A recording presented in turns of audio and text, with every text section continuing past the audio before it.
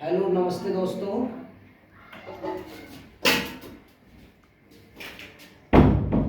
सही है ना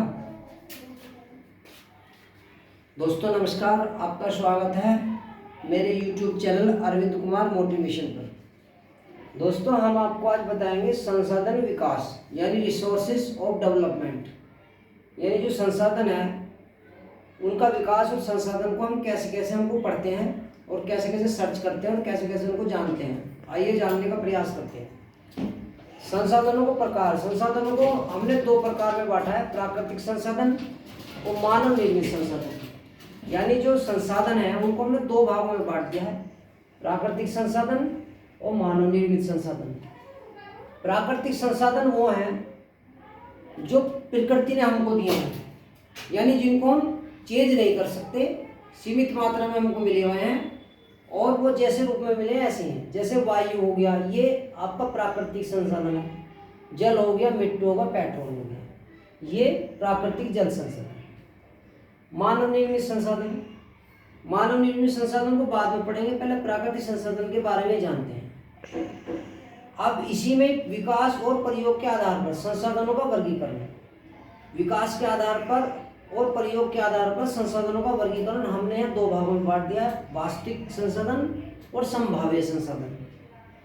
उत्पत्ति के आधार पर संसाधन को हमने दो भागों में बांट दिया है, अजैव संसाधन और जैविक संसाधन। वास्तविक संसाधन वो है जिसमें आपका पेट्रोल आ जाएगा, खनिज तेल आ जाएंगे, पेट्रोल आ जाएंगे, जो एक निश्चित भूभाग में और एक निश्चित देश में हुए हैं। जैसे वास्तविक संसाधन, यह वह संसाधन होते हैं जिसकी मात्रा ज्ञात होती है, मतलब इन संसाधनों का इस समय उपयोग किया जा रहा है। जर्मनी में कोयला है, एशिया में खनिज तेल है, महाराष्ट्र में काली मिट्टी है, सभी वास्तविक संसाधन है। यानी कि जिनकी मात्रा सीमित होती है वो होते हैं वास्तविक संसाधन। और संभाव्य संसाधन, संभाव्य संसाधन कौन से होते हैं? संभाव्य संसाधन वो होते हैं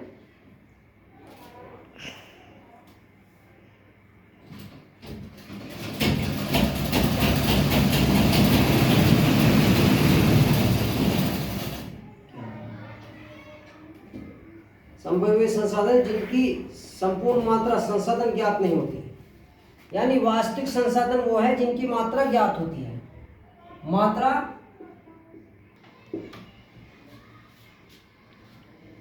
वास्तविक संसाधन वो है जिनकी मात्रा हमें ज्ञात होती है, यानी उनकी मात्रा का हमें पता होता है कि किस मात्रा में है। और संभाव्य संसाधन वो होते हैं जिनकी मात्रा ज्ञात नहीं होती। ये आपको याद रखना, क्योंकि एग्जाम में पूछ लिया जाता है बाजी में कि वास्तविक संसाधनों किस श्रेणी में रखेंगे, तो मात्रा ज्ञात किस श्रेणी में रखें, जहां आपको मात्रा का पता होएगा कि कितनी मात्रा है।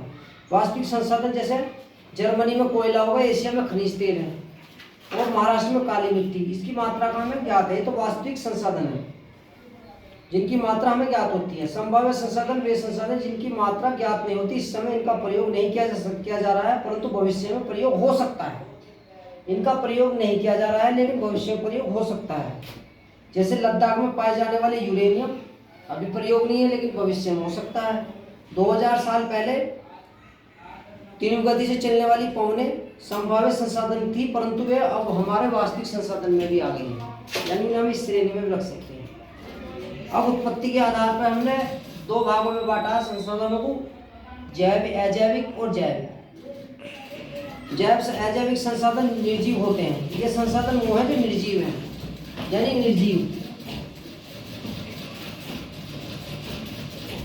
निर्जीव संसाधन होते हैं ये अजैविक। ठीक है,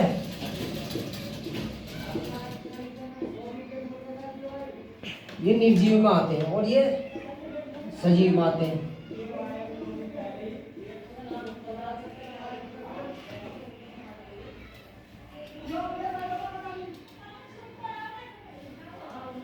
मिट्टी, चट्टाने, खनिज ये निर्जीव संसाधन है। निर्जीव संसाधन किसमें आएंगे? मिट्टी, खनिज, चट्टाने, ये हमारे निर्जीव संसाधन। पेड़ पौधे हमारे जीव जंतु संसाधन, इसमें पेड़ पौधे आते हैं।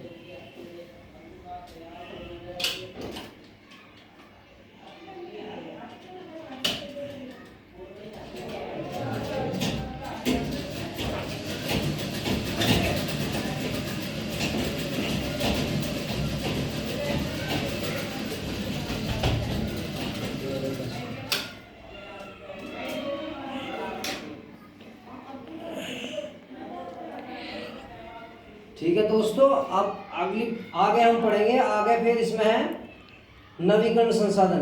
प्राकृतिक संसाधनों को विस्तृत रूप नवीकरण और नवीकरण संसाधनों में विभाजित किया जाता है। यानी प्राकृतिक संसाधनों को हमें नवीकरण और अनवीकरण में विभाजित कर दिया जाता है। तो नवीकरण संसाधन हम अगले उसमें पढ़ेंगे, नवीकरण संसाधन कौन से हैं और इनको कैसे कैसे डिवाइड किया जाता है और कैसे कैसे इनको पहचानेंगे। धन्यवाद दोस्तों, आपको ये चैनल सब्सक्राइब कर लीजिए, लाइक कीजिए और शेयर कीजिए। अगली वीडियो में हम आपको नेक्स्ट वीडियो में आपको नवीकरण जानकारी देंगे, नवीकरण संसाधन।